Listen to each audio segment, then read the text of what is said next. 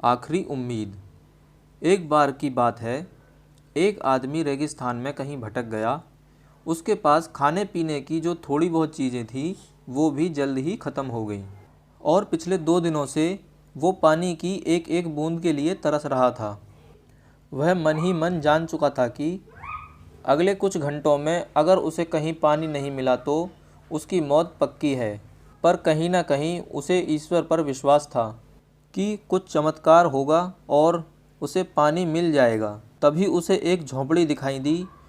उसे अपनी आँखों पर यकीन नहीं हुआ, क्योंकि पहले भी उसे कुछ चीज़ें होने का भ्रम हो चुका था।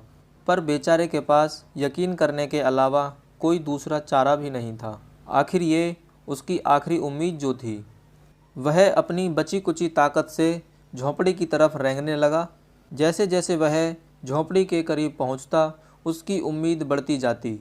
और इस बार भाग्य भी उसके साथ था। सचमुच वहाँ एक झोंपड़ी थी। पर यह क्या, झोंपड़ी तो वीरान पड़ी थी, मानो सालों से वहाँ कोई भटका ना हो। फिर भी पानी की उम्मीद में आदमी झोंपड़ी के अंदर घुसा। अंदर का नज़ारा देख उसे अपनी आँखों पे यकीन नहीं हुआ। वहाँ एक हैंडपंप लगा था। आदमी एक नई ऊर्जा से भर गया।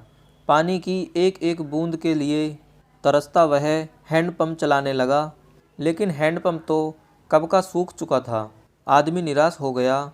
उसे लगा कि अब उसे मरने से कोई नहीं बचा सकता।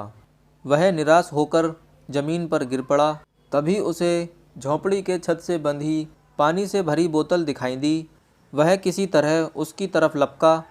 वह उस बोतल को खोलकर पानी पीने ही वाला था, तभी उसे बोतल से चिपका एक कागज़ दिखा। उस पर लिखा था, इस पानी का प्रयोग हैंडपंप चलाने के लिए करो और वापस बोतल भर के रखना ना भूलना। ये एक अजीब सी स्थिति थी।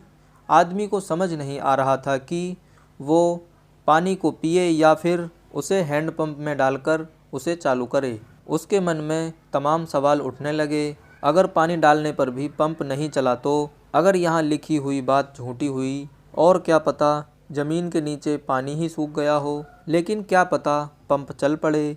क्या पता यहाँ लिखी बात सच हो? वह समझ नहीं पा रहा था कि क्या करे। फिर कुछ सोचने के बाद उसने बोतल खोली और कांपते हाथों से पंप में पानी डालने लगा। पानी डालकर उसने भगवान से प्रार्थना की और पंप चलाने लगा।